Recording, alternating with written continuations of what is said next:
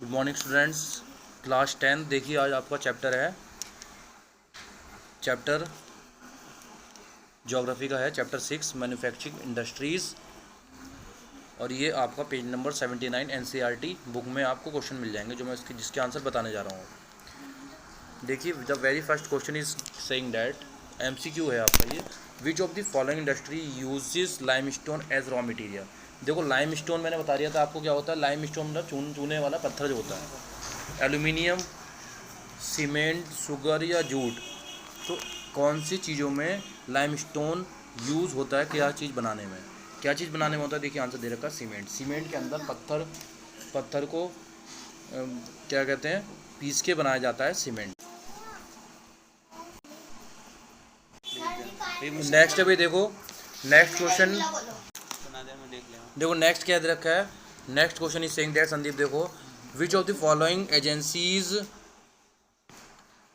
Markets steel for public sector plant. मतलब कौन सी agencies हैं। देखिए हमारे जो है इंडिया में बेचने के लिए, स्टील को बेचने के लिए एक टाइप, मतलब जैसे हम मान लीजिए सीमेंट भी लेके आते हैं तो हमारी एक एजेंसी होती है उनकी। तो एजेंसी कौन कौन सी हैं, हेल, सेल, टाटा स्टील, एमएनसीसी। तो कौन सी एजेंसी को मार्केट करने के लिए उनको वेरिफिकेशन मिल रखा है या परमिशन मिल रही है पब्लिक सेक्टर, मतलब हम लोगों के बीच में, पब्लिक के बीच में, कौन सी है, सेल, इंडिया के अंदर। नेक्स्ट क्वेश्चन देखिए, which of the following industries uses textile bauxite as raw material. कौन सी इंडस्ट्री बॉक्साइड का यूज़ करती है, ये मिनरल होता है रॉ मटेरियल। कौन से क्या चीज़ बनाने में बॉक्साइड यूज़ होता है, एल्यूमिनियम बनाने में होता है। एल्यूमिनियम जो बनता है उसके अंदर तो बॉक्साइड ही मिला होता है, ध्यान, बॉक्साइड मेटल मिला होता है एल्यूमिनियम के भी अंदर। नेक्स्ट क्वेश्चन है, विच of the following industry manufacturing telephone, computer etcetera. कौन सी इंडस्ट्री बनाती है भाई। देखो तो हमें सिंपल सी बात है, स्टील तो बनाएगी नहीं, इलेक्ट्रॉनिक्स वाली बनाएगी। तो electronic is our answer, because computer किस चीज़ के अंदर आता है, इलेक्ट्रॉनिक्स के अंदर आता है। नेक्स्ट क्वेश्चन देखिए, पहला क्वेश्चन देखिए आप अपने चैप्टर का। The very first question is saying that, what is manufacturing. Manufacturing का मतलब क्या है। देखो, किस चीज़ को बनाना क्या कहलाता है, मैन्युफैक्चरिंग कहलाता है, शुरू से आखिर तक। इसका आंसर देखिए नीचे दे रखा है, क्या कह रहा है आंसर में, manufacturing is the process in which goods are produce after processing various raw material. For example देखिए, मैं कह रहा हूँ कि चीनी बनती है, चीनी के लिए रॉ मटेरियल क्या हो गया, शुगर केन हो गया। शुगर केन कच्चा माल हो गया चीनी को बनाने के लिए। कंपनी में जाता है गन्ना, शुगर केन, और वहाँ जाके उसको पीसा जाता है, जो भी कुछ करते हैं, रस निकाला जाता है, उसके बाद उसको फ़िल्टर करा जाता है, देन जो भी करते हैं उसे प्रोसेस, तो उसके बाद गुड्स में तैयार हो जाता है। पैकिंग में मिलती है चीनी, और कट्टों में बढ़ जाती है, बोरियों में बड़ी बड़ी। तो वो क्या मिलता है हमें, गन्ने से क्या मिलता है, गुड्स प्रोवाइड होता है, एक प्रॉपर यूज़फुल प्रोडक्ट, जिसको हम अपने घरों में यूज़ करते हैं, चाय बनाने के लिए और भी चीज़ें में यूज़ करने के लिए। तो वो क्या हो गया, that is called the goods. तो गुड्स मतलब क्या होगा, तैयार किया हुआ product with the help of raw material. And चीनी में रॉ मटेरियल क्या हो गया हमारा, गन्ना हो गया, that is called sugar cane. Next है question number second, name any 3 physical factor location of the industry. Means अगर मान लो मुझे घर लेना है कहीं, तो मैं अपनी लोकेशन देखूंगा ना कि किस जगह पे घर है। कोई मैं ऐसी उल्टी सीधी जगह घर थोड़ी ले लूँगा, वहाँ के इन्वायरमेंट देखूंगा, लोगों का रहना सहना। ऐसी फैक्ट्री को भी लगाने के लिए क्या चाहिए, लोकेशन चाहिए, इन्वायरमेंट चाहिए, क्या चाहिए, क्या क्या 3 चीज़ें चाहिए लोकेशन बनाने के लिए फैक्ट्री को। देखिए ऊपर वाले क्वेश्चन का, दूसरे क्वेश्चन का आंसर ये है, the 3 physical factor for the location of industry are availability of raw material. मतलब क्या है भाई, फॉर एग्जांपल कोई भी फैक्ट्री लगती है, रॉ मटेरियल चाहिए होता है, मतलब उसको कच्चा माल भी तो चाहिए बनाने के लिए किसी फैक्ट्री को। पता लगा हमने बनाई है, प्लाई की फैक्ट्री लगी हुई, प्लाईवुड, वहाँ पे उसके आसपास पेड़ ही नहीं है लगे हुए, बहुत दूर से पेड़ मंगा रहा है वो। पेड़ मंगाएगा तो कितना टाइम उसे लगेगा आने में, पेड़ों को कट होके, और ट्रीज़ को आने में कट होकर टाइम लगेगा, और क्या होगा, कितने महंगे पेड़ आएंगे ट्रांसपोर्टेशन में। तो इसलिए क्या होता है, फैक्ट्रीज़ के लिए अवेलेबिलिटी और रॉ मटेरियल, मतलब प्लाई बनाने के लिए क्या होगा, हमारी रॉ मटेरियल ट्री होगी। इसी तरीके से रॉ मटेरियल जहाँ पे आसानी से जिस जगह पे मिल जाता है उसे हम क्या कहते हैं, वहाँ पर हमारी क्या लगती है, इंडस्ट्री सेटअप हो जाती है आसानी से। सूटेबल क्लाइमेट, देखिए मैंने पहले ही बता दी, घर का मैंने एग्जांपल दिया कि वहाँ का क्लाइमेट, आसपास का एरिया उसके लिए सूटेबल होना चाहिए, ज़्यादा कंजेस्टेड एरिया नहीं होना चाहिए कि कोई लोग उसकी कंप्लेंट करें, या खुला एरिया होना चाहिए और सुटेबल क्लाइमेट होना चाहिए वर्किंग कंडीशन के लिए। ठीक। नेक्स्ट देखिए क्या चीज़ होनी चाहिए फैक्ट्री बनाने के लिए, फैक्ट्री लगाने के लिए पहले क्या देखना पड़ता है, availability of water and power supply. ये दो कितनी सिंपल कॉमन सी चीज़ है, कहीं भी आप रहोगे कुछ भी करोगे तो पानी बहुत ज़रूरी है। फैक्ट्री हमारी कितना पानी यूज़ करती हैं, हर चीज़ में फैक्ट्री में पानी चाहिए होता है, और वहाँ के वर्करों के लिए भी पानी चाहिए, और वहाँ प्रोडक्शन जो हो रहा है उसके लिए भी वर्किंग के लिए पानी चाहिए होता है, बहुत ज़रूरी है। और पावर सप्लाई, पावर सप्लाई का मीन्स है इलेक्ट्रिसिटी। इलेक्ट्रिसिटी मतलब लाइट बहुत ज़रूरी चाहिए जहाँ पर फैक्ट्री लगे, क्योंकि लाइट के बिना क्या होता है, काम चलता ही नहीं है। अंधेरा रहेगा तो फैक्ट्री में कौन काम करेगा, और प्लांट नहीं चलेंगे उसकी वजह से। नेक्स्ट देखिए थर्ड क्वेश्चन क्या कह रहा है, name any 3 human factor for the location of industry. 3 human लोगों के हिसाब से बताओ कि कौन से लोकेशन वो देखना चाहते हैं, लेना चाहते हैं, जहाँ पर फैक्ट्री को लगाते हैं। वो अपनी मर्ज़ी से कौन सा प्लेस चूज़ करते हैं जब उन्हें फैक्ट्री इंडस्ट्री लगानी होती है, तो ह्यूमन के हिसाब से, हम लोगों के हिसाब से। देखिए the 3 human factor for the location of industry are availability of cheap labour. मतलब ह्यूमन को क्या चाहिए कि पास में अच्छी लेबर मिल जाए। अगर लोकल की लेबर होगी, लोकल के काम करने वाले लोग होंगे तो कितने सस्ते पड़ेंगे उन्हें। तो ह्यूमन काम करते हैं, उनके हिसाब से बता रखा है इसमें कि कैसे ह्यूमन के हिसाब से इंडस्ट्री चलती है और क्या क्या फैक्टर हैं ह्यूमन को वर्क कराने के लिए फैक्ट्री के अंदर, जिससे फैक्ट्री का भी फ़ायदा हो।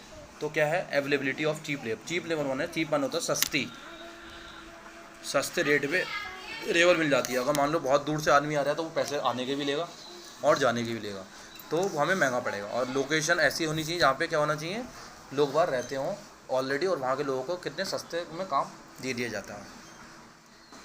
फैक्टर क्या होते हैं, availability of service as consultant and financial advice. For example service की अवेलेबिलिटी होनी चाहिए। सपोज़ फैक्ट्री ख़राब, दिक्कत आ रही है चलने में, प्लांट को चलने में, तो पास में ही क्या होना चाहिए, उनके इंजीनियर प्रोवाइड होने चाहिए। मतलब इंजीनियर का ऑफिस होना चाहिए, इंजीनियर लोगों का, हर तरीके के मदद फैक्ट्री के लिए जो हो सके उस टाइप के लोग आसपास होने चाहिए। या लोकेशन ऐसी होनी चाहिए कि वहाँ पर किसी भी बात की, किसी भी प्रॉब्लम की दिक्कत ना हो, कोई भी दिक्कत नहीं हो फैक्ट्री के चलने में। कोई खराबी आए तो 1 मिनट में हमें लेबर को बुला के ठीक करा दें, एनी टाइप ऑफ प्रॉब्लम। देखिए फोर्थ पॉइंट कह रहा है availability of night market. Availability means market available होनी चाहिए जहाँ पर हमारी फैक्ट्री है। मीन्स पहली चीज़ तो ये फ़ायदा होगा, देखिए मार्केट अवेलेबल होने से कि हमारा क्या होगा, मार्केट होगी जहाँ पर, तो हम वहाँ उसके स्पेयर पार्ट्स, जो भी फैक्ट्री में मशीन होती है उसके छोटे मोटे स्पेयर पार्ट्स होते हैं, बोल्ट ख़राब हो गया, कभी कुछ ख़राब हो गया, या छोटी मोटी चीज़ें होंगी तो ख़राब हो जाती है, हमें ईज़िली अवेलेबल हो जाएंगी। कहाँ से, मार्केट से, पास की मार्केट से। तो मार्केट पास में होनी चाहिए। दूसरी चीज़ मार्केट का फ़ायदा क्या है, चीनी मिल है। चीनी मिल मतलब चीनी मिल में क्या होती है, चीनी बनती है। तो चीनी बनती है तो क्या होगा, मार्केट पास में होगी तो वहाँ से डीलर क्या ले लेंगे, चीनी आराम से ले लेंगे। जो स्टॉक में रखते हैं बहुत ज़्यादा सामान, लाला लोग जो होते हैं बहुत बड़े बड़े डीलर, नेक्स्ट चीज़ डीलर ले लेंगे तो सामान क्या होगा, फैक्ट्री का हैंड टू हैंड रजिस्टर्ड होके बिक जाएगा। तो इसलिए क्या होगा, किसे फ़ायदा होगा, फैक्ट्री को ही फ़ायदा होगा। और आसानी से ट्रांसपोर्टेशन भी उसे कम देना पड़ेगा फैक्ट्री को, जहाँ पे उसे माल पहुँचाना है या स्टॉक पहुँचाना है चीनी का। इसी तरीके से हर एक इंडस्ट्री के लिए मार्केट होना उसके आसपास में, लोकल में बहुत ज़्यादा ज़रूरी है, ताकि उसे हर चीज़ की फैसिलिटी मिले और उसका प्रोडक्ट आसानी से मार्केट में उतर जाए और कंपटीशन दूसरे अदर प्रोडक्ट को दे जो मार्केट में आ रखे हैं। अब देखिए फोर्थ पार्ट क्वेश्चन कह रहा है, what are the basic industries, give one example. Basic industry क्या है और उसके एग्जांपल बताइए। देखिए स्टूडेंट्स, बेसिक इंडस्ट्रीज़ क्या होती है, basic industries are those which supply their raw materials to industries which manufacture other goods. Means क्या हो गया कि बेसिक इंडस्ट्री भी होती है रॉ मटेरियल, मतलब कच्चा मटेरियल जो बड़ी बड़ी इंडस्ट्रीज़ को अपने प्रोडक्ट बनाने के लिए चाहिए होता है। मीन्स ये है, एक फैक्ट्री है पेपर बनाने की, पेपर यहाँ पेपर बनता है और यहाँ बनता है गत्ता। तो पेपर बनेगा, वहाँ से रॉ मटेरियल क्या आएगा, इससे पेपर बन गया, फिनिश हो गया, पेपर बिल्कुल साफ़ हो गया। उससे जो गंदगी निकली, इसका जो रॉ मटेरियल मतलब गंदगी जो निकली, जो उसके यूजेबल नहीं है पेपर बनाने के, वो किस काम में ले लिया इस प्लांट ने, इस कंपनी ने, दूसरी कंपनी ने, बी वाली कंपनी ने, ये ए मान ली, ये बी मान ली। बी वाली कंपनी को दे दिया इसने रॉ मटेरियल के तौर पे। तो रॉ मटेरियल से इसने क्या बना लिया, गत्ता बना दिया इससे, जो कॉपी किताबों का गत्ता सबसे फ्रंट पेज का बनता है। तो उससे इसका रॉ मटेरियल किसके काम आ गया, मैन्युफैक्चरिंग इंडस्ट्री जो बना रही है गत्ता। तो ये कौन सी हो गई, बेसिक इंडस्ट्री पहली वाली, ए वाली, जो कि जिसमें पेपर बन रहा है। और बी वाली क्या हो गई, मैन्युफैक्चर ऑफ अदर इंडस्ट्री, मतलब ये दूसरी इंडस्ट्री के लिए उसका यूजेबल रॉ मटेरियल के काम में आ गई, बनाने के प्रोडक्ट। ठीक, नेक्स्ट देखिए, an examples is the iron steel industry which supply steel to automobile industry. For example देखिए, बहुत बढ़िया एग्जाम्पल दिया है। इसका एग्जाम्पल क्या दिया मैंने आपको, पेपर या उस चीज़ का बताया, उधर अदर प्लांट भेज दिया था। अगर हम एग्जाम्पल लेते हैं आयरन का, लोहा और स्टील बनाने वाली इंडस्ट्री का, तो जहाँ पे लोहा और स्टील बनता है वो क्या करती है, विच सप्लाई स्टील, जहाँ आयरन बनता है वो क्या करता है, स्टील सप्लाई किसको कर देता है, ऑटोमोबाइल। ऑटोमोबाइल मतलब आयरन और स्टील के पार्ट्स बनते हैं, उसके बाद किसको दे देते हैं, ये ऑटोमोबाइल, जहाँ पे गाड़ियाँ बनती हैं। तो गाड़ियाँ जहाँ बनेंगी, स्पेयर पार्ट्स बनते हैं, स्पेयर पार्ट्स उनको चाहिए होते हैं, जगह जगह से वो कलेक्शन कराते हैं, उसके बाद क्या करते हैं, एक गाड़ी बना के हमें मार्केट, आयरन और स्टील का मटेरियल किस में लग जाता है, ऑटोमोबाइल इंडस्ट्री में, जहाँ पे हमारी ट्रांसपोर्ट बनते हैं, 2 व्हीलर और 4 व्हीलर बनाया जाता है। तो इस मतलब ऑटो आयरन और स्टील इंडस्ट्री का यूज़ किसने कर लिया, यहाँ से पता लगता है हमें, ऑटोमोबाइल इंडस्ट्री में। तो this is called the use of one industry raw material by other industry which is given in the question automobile. देखिए नेक्स्ट क्वेश्चन देखा 5th, name the important raw material use in manufacturing of cement. Cement बनाने के लिए कौन कौन से चीज़ों का प्रयोग किया जाता है, द इंपॉर्टेंट मटेरियल्स, कौन कौन से मटेरियल मिले होते हैं, मतलब देखिए कौन कौन से material use for manufacturing of cement are limestone, silica, alumina, gypsum. ये देखिए 1 2 3 4 1 2 3 4 materials are mixed to form the cement. Cement के गट्टे बनाने में लाइमस्टोन मिला होता है, चूना पत्थर जो होता है, सिलिका होता है एक मिनरल्स, एल्यूमिना होता है, जिप्सम होता है।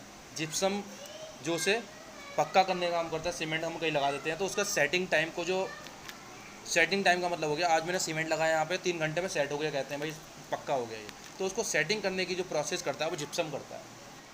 पहला पार्ट देखिए है, how integrated steel plant different from mini steel plants, what problems these does the industry face, what recent developments have led to rise in the production capacity. Means इसके दे कह रखा है, इंटीग्रेटेड होता है कई ब्रांच को मिलाकर एक प्लांट बनना।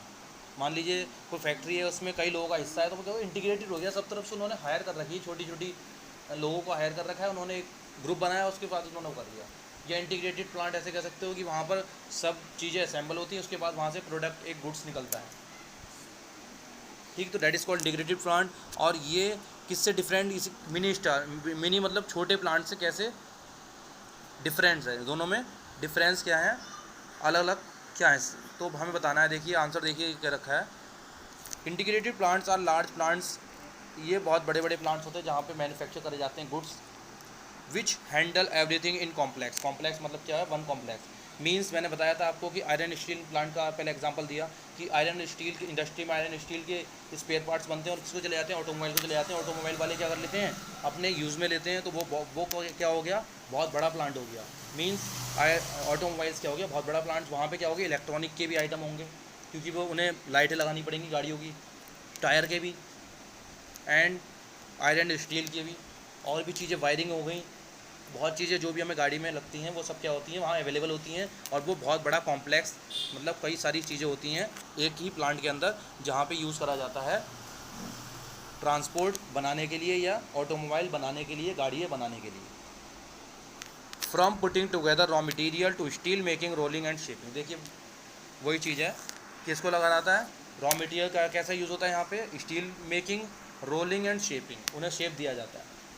वहाँ पे एक पार्टिकुलर क्या दिया जाता है, शेप दिया जाता है, डिज़ाइन बनाया जाता है गाड़ियों का, जिसको मिलाकर क्या बनती है, गाड़ी बनती है। और जिसको हम खरीदते हैं डिज़ाइन के अकॉर्डिंग कि ये अच्छी लग रही है, तो ये हम बाय करेंगे, खरीदेंगे, परचेज़ करेंगे। नेक्स्ट देखिए, मिनी स्टील प्लांट्स के बारे में पूछा था। मिनी स्टील प्लांट्स क्या होता है, मिनी मान होता है छोटा, mini steel plants are smaller. देखिए दे रखा है छोटा, have electric and furnace, use mainly scrap and sponge iron, inputs have rollers and ingots, well reduce mild and alloy, steel given specification. वही चीज़ है, मैं एग्जांपल बता ही दिया आपको। मिनी स्टील प्लांट्स कौन से हो गया, हमारा इलेक्ट्रिकल अप्लायंसेस, जो इलेक्ट्रिकल चीज़ें होती हैं, वायर हो गया, वायर क्या होता है, छोटी सी इंडस्ट्री होती है, वहाँ बन जाता है। Next furnace mainly steel scrap, steel के स्क्रैप होते हैं, उसमें बन जाता है। आयरन इनपुट्स, छोटे मोटे आयरन्स के जो वो लगते हैं, स्ट्रिप लगती हैं कहीं पे, तो वहाँ यूज़ होता है। तो छोटी छोटी इंडस्ट्रियों में क्या होता है, हमारी मिनी स्टील प्लांट के एग्जांपल क्या हो गए, जो रोलर्स होते हैं, छोटे मोटे स्पेयर पार्ट्स जहाँ बनते हैं, वो सब क्या हो गए हमारे मिनी, मतलब छोटे स्तर की इंडस्ट्री हो गई, जहाँ पे चीज़ें बनाई जाती हैं। किसके लिए और कहाँ भेज दी जाती है बनाकर, बड़ी इंडस्ट्री में, कॉम्प्लेक्स इंडस्ट्री में, टू मेक देयर प्रोडक्ट, वो अपना प्रोडक्ट बनाती हैं इस कारण।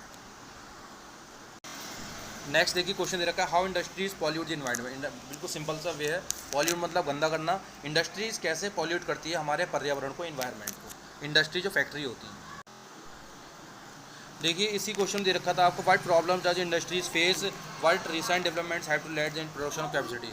देखिए इंडस्ट्रीज़ को कौन कौन सी प्रॉब्लम फेस करनी पड़ती हैं, इन बड़ी इंडस्ट्रियों को कैसे कैसी प्रॉब्लम फेस करनी पड़ती हैं, तो बता रखा है। देखिए आंसर देखो, नेक्स्ट दे रखा है इसमें कि कौन कौन सी प्रॉब्लम फेस करनी पड़ती हैं स्टील इंडस्ट्रीज़ को अपने मैन्युफैक्चर करने के लिए प्रोडक्ट, जो भी वहाँ जो भी पार्ट्स वहाँ स्टील इंडस्ट्री में बनते हैं।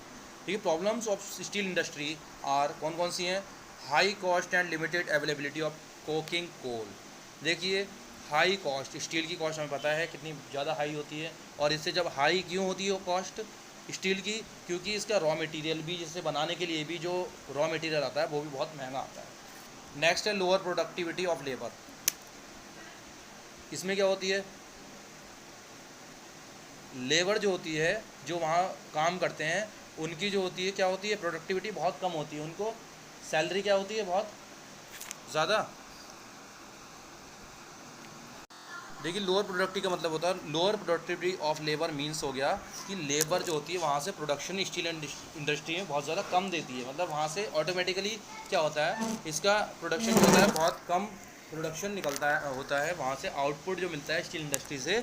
लेबर बहुत धीरे काम अगर करने लग जाए तो स्टील इंडस्ट्री को क्या हो जाता है, घाटा हो जाता है। दूसरे घाटे की बात ये होती है, इसको लॉस हो जाएगा। Next irregular supply of power. Irregular supply मतलब उसको प्रॉपर सप्लाई नहीं मिलेगी लाइट की। स्टील इंडस्ट्री को देखिए, कोई भी इंडस्ट्री को प्रॉपर सप्लाई वो लाइट नहीं मिले या पावर नहीं मिले तो वो क्या होगी, चलेगी ही नहीं।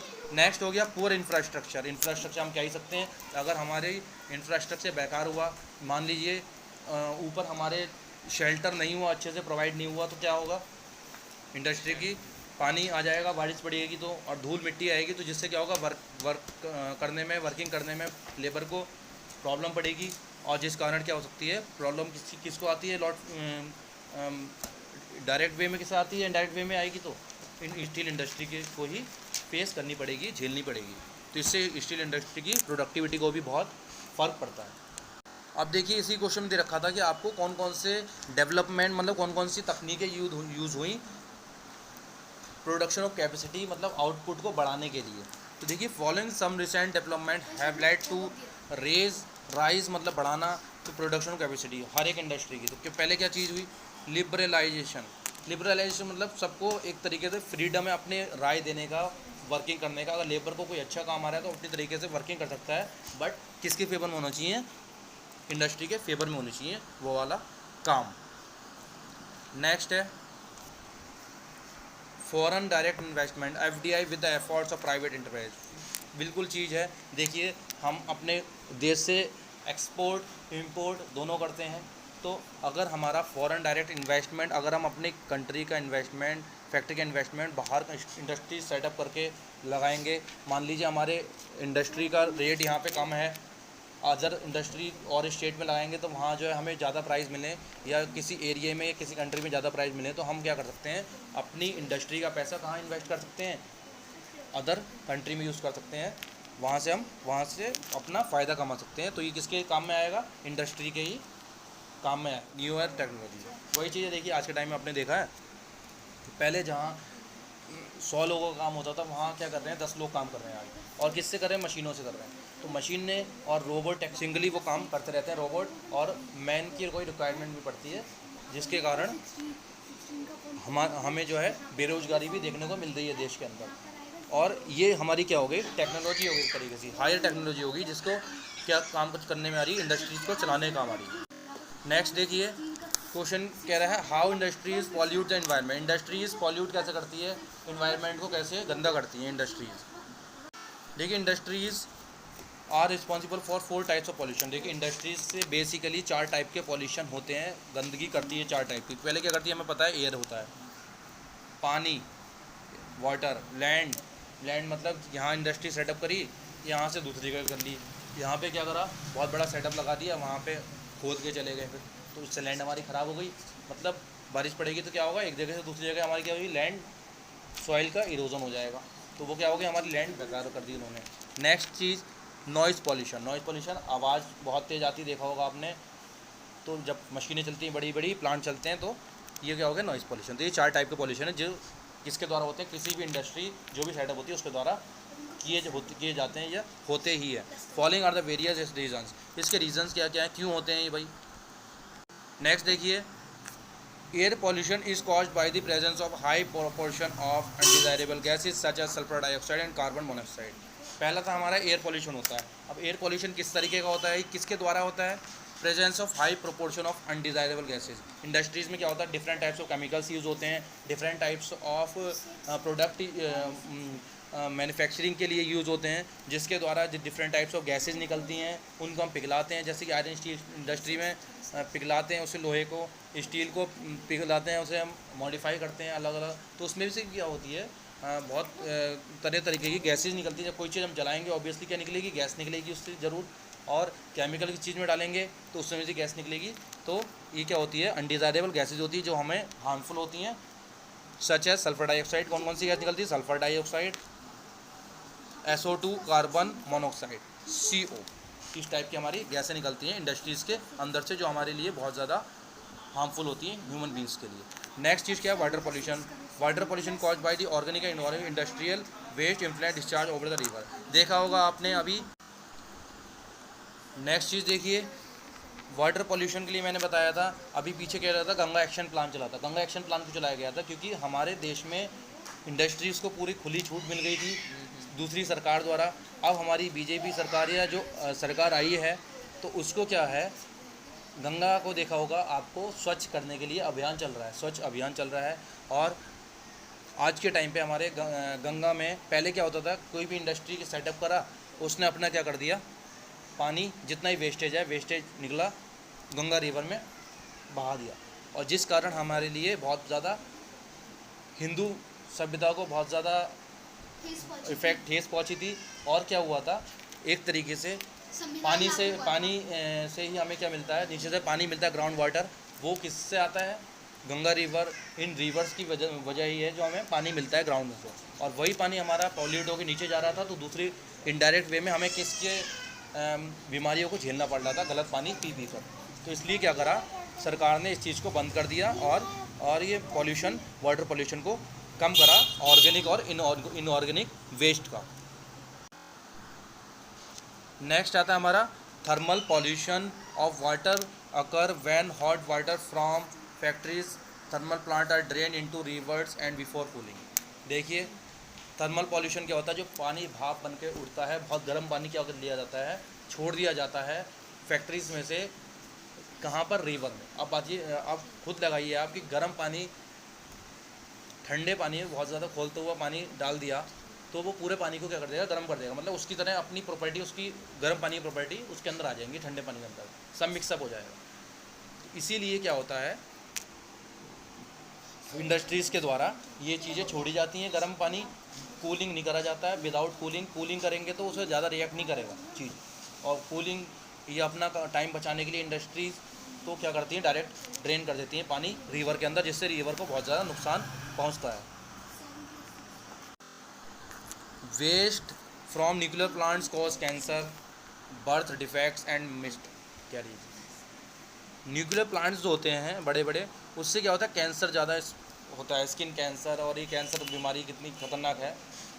बर्थ डिफेक्ट मतलब बच्चे जो है पैर से गलत पैदा हो रहे हैं, सुन नहीं पा रहे हैं, या और उनके शरीर के अंदर डिफेक्ट हो रहा है पैदा होते टाइम, तो ये क्या होता है, इन इंडस्ट्रीज़ की वजह से, वेस्टेज की वजह से होता है, झेलने हमें पड़ता है इन फ्यूचर जनरेशन। देखो नेक्स्ट क्वेश्चन है, नेक्स्ट पॉइंट है dumping of waste specially glass harmful chemical industries effluents packaging salts and other garbage render the soil unless useless. Means क्या है भाई, डंपिंग ऑफ वेस्ट मटेरियल। जैसे क्या होता है, इंडस्ट्रीज से वेस्ट मटेरियल जो होता है हम क्या कर देते हैं, फेंक देते हैं। इंडस्ट्रीज़ में, फैक्ट्रीज़ में क्या होता है, पॉलीवैक्स बनते हैं, या उसकी प्रिपरेशन के चुप जाओ प्रिपरेशन की वजह से क्या होता है, और भी चीज़ें चाहिए होती हैं, पॉलिश चाहिए होती हैं प्रोडक्ट के लिए, और जो ख़राब हो जाती हैं पॉली, या वेस्टेज जितना भी होता है, कूड़ा कचरा कितना होता है, हम कहाँ फेंक देते हैं, केमिकल्स के, ग्लासेस की इंडस्ट्रीज होती है, ग्लास, ठीक है।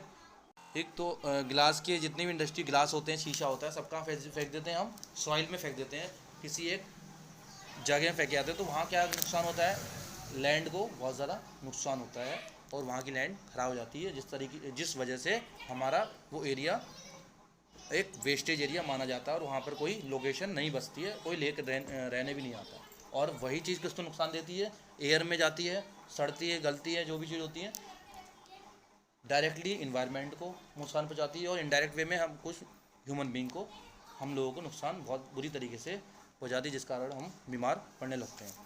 नेक्स्ट चीज़ हो गया, नॉइस पॉल्यूशन आया था। Noise pollution caused by the industrial construction activities and equipments generated electric saws drills and the machinery. देखो सिंपल चीज़ है कि फैक्ट्रीज़ के इक्विपमेंट बनाने के लिए नॉइस आता है, बहुत तेज़ आवाज़ आती है, जनरेटर चलता है, लाइट भाग जाती है, इलेक्ट्रिक सॉज ड्रिल्स मशीन चलती हैं, अदर मशीनरीज, और भी अदर मशीनरीज होती हैं इंडस्ट्री में। Different types of industries are found in every type of industries to manufacture their product.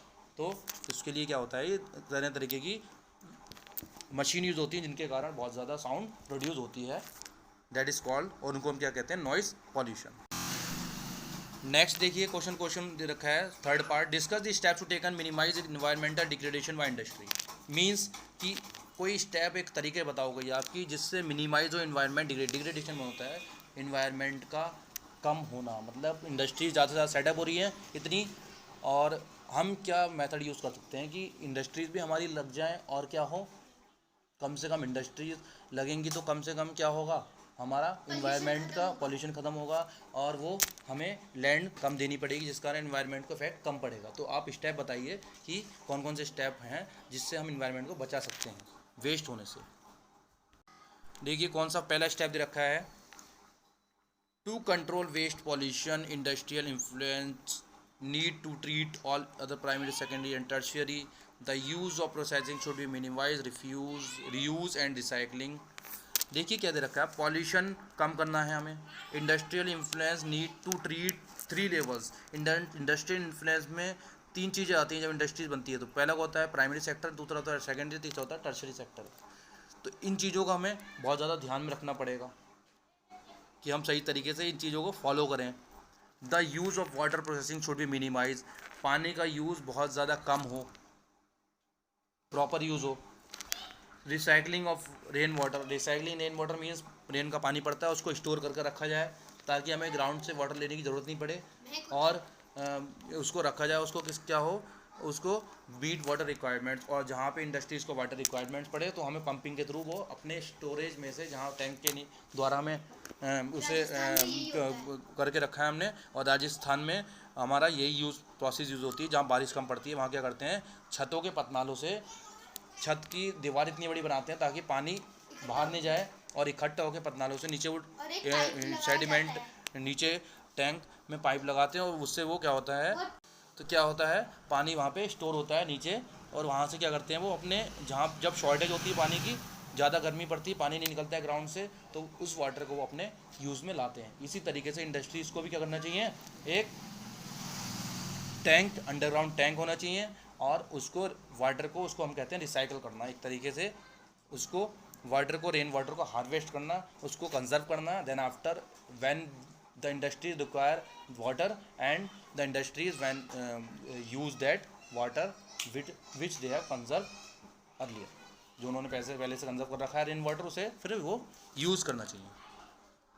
And ground water usages should be regulated by law, और regulated by law मतलब ये है कि हम गवर्नमेंट ने क्या बना रखा है, एक लॉ बना रखा है जिसके हम ग्राउंड वाटर को ज़्यादा वेस्ट नहीं कर सकते। जो ज़्यादा वेस्ट करेगा ग्राउंड वाटर उसको क्या लगेगी, पेनल्टी लगेगी और गवर्नमेंट उसको केस कर सकती है। और दूसरा देखिए क्या दे रखा है, minimization of pollution, smoke snacks stacks should be fitted factories, electrostatic precipitators, fabric filters, scrubbers and inertial separators. Also smoke can be reduced by the instead of coal. देखिए क्या है, for minimization of pollution, pollution को कम करने के लिए smoke के stack लगाने पड़ेंगे। चिमनी आती है, ध्यान रखना, जो बड़े बड़े चिमनी होती हैं उसके ऊपर भी एक चिमनी लगाने की आती है। मैंने आपको पहले ही बताया था इससे पहले वाले लेक्चर में कि वहाँ पर उस जहाँ से आग निकलती है, जहाँ से धुआं निकलता है उस फैक्ट्री को चलाने का, जब वो उसके प्लांट चलता है तो उसके ऊपर क्या लगती है, एक अंदर ही क्या लगाई जाती है, चिमनी लगाई जाती है। चिमनी से क्या होता है, वो जितना भी धुआं के साथ में ऐश होती है या वेस्टेज जिसे हम ऐश कहते हैं, वो उसके साथ रुक जाता है और इन्वायरमेंट को पॉल्यूट करने से बचा लेता है। और उससे क्या होता है, हमारा इन्वायरमेंट स्वच्छ रहता है, पॉल्यूट होने से बहुत ज़्यादा हद तक कम हो जाता है। और गवर्नमेंट ने ये चीज़ें, चिमनी हर जगह, फ़िल्टर चिमनी कहते हैं, फ़िल्टर चिमनी, और ये कंपलसरी कर दी है हर एक इंडस्ट्रीज़ में लगाने के लिए। जो नहीं लगाएगा उस पर क्या होगी, पेनल्टी पड़ेगी। नेक्स्ट क्या है, noise pollution can be control by the fitting generator. अब देखिए नॉइज़ पोल्यूशन कैसे कम हो जाता है, जनरेटर लगा के विद साइलेंसर। जनरेटर के अंदर क्या लगता है, साइलेंसर। पहले बाइक की अगर हम सपोज एग्जांपल ले लें, बाइक में कोई छन्नी नहीं लगाएं, साइलेंसर के लिए, साइलेंसर कहते हैं जिसे हम, साइलेंसर का मतलब क्या हुआ बाइक में, साइलेंसर का मतलब क्या हुआ, जिससे आवाज़ नहीं आए गाड़ी की। साइलेंसर्स का मीन हो गया आवाज़ नहीं आती। साइलेंसर अगर हटा दें हम बाइक का या मोटरसाइकिल का तो क्या होता है, कितनी तेज़ आवाज़ आती है। बट ऐसी जनरेटर के भी अंदर जाली होती है, साइलेंसर लगा होता है और उससे आवाज़ बिल्कुल नहीं आती है। Redesigning machineries and reduce noise and using ear plugs and earphones beside the noising absorbing material. ठीक है, और ये चीज़ें हम डिफरेंट टाइप्स की हम यूज़ कर सकते हैं टेक्नोलॉजी, जिससे हमारी नॉइज़ को काफ़ी हद तक हम नॉइज़ को रोक सकते हैं।